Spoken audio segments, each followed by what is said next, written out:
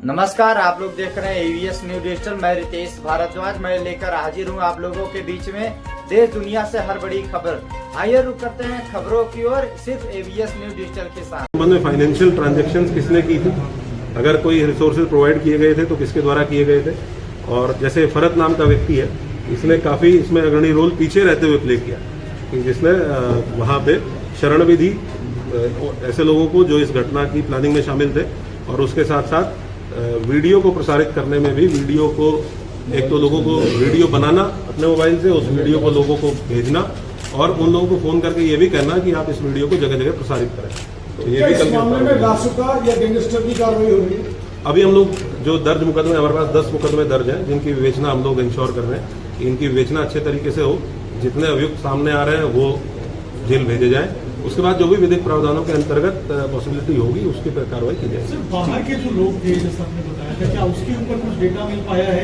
कितने लोग बाहर से आए थे इस भीड़ में शामिल होने? हम लोगों के पास इंटेलिजेंस से भी इनपुट है, हम लोगों के जो अपने एसओजी सर्विलांस टीमें होती हैं उनसे भी इनपुट है। कुछ लोग हमने आइडेंटिफाई किए हैं बाहर के लोग जो मौके पे इस घटना में उस भीड़ में शामिल थे।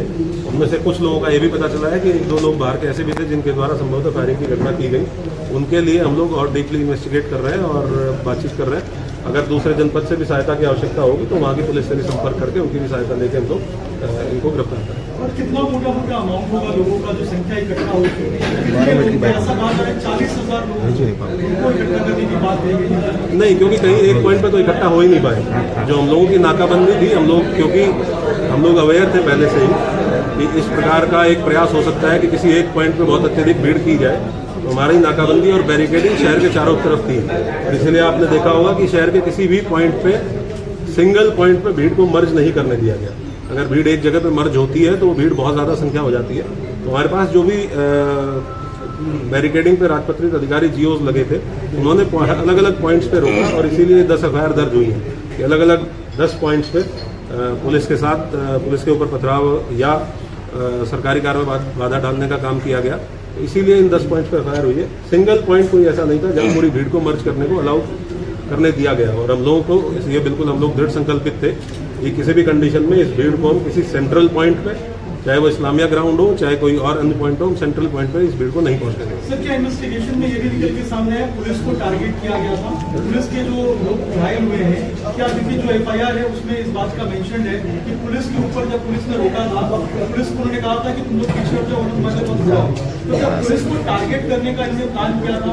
ऐसा भी क्या? पुलिस तो विजिबल फेस है ही पुलिस, क्योंकि हर बैरिकेड पे पुलिस लगी हुई है। तो अगर कोई गलत काम करने जा रहा है, कानून तोड़ने जा रहा है, तो पहला फ्रंट पुलिस ही है जो उसको रोकती है। तो ऑब्वियस सी बात है कि अगर वो कानून तोड़ने का के लिए इच्छुक है या कानून तोड़ना चाहता है तो पुलिस जो सामने खड़ी है उसी को अपोज करेगा। और यही काम इनके द्वारा किया गया और हमलावर होकर किया गया। इसीलिए हम लोगों ने इतने कठोर कार्रवाई की। जुड़े रहिए एवीएस न्यूज डिजिटल के साथ, हम आपको देंगे सबसे तेज और सटीक खबरें। फिलहाल इतना ही। जय हिंद।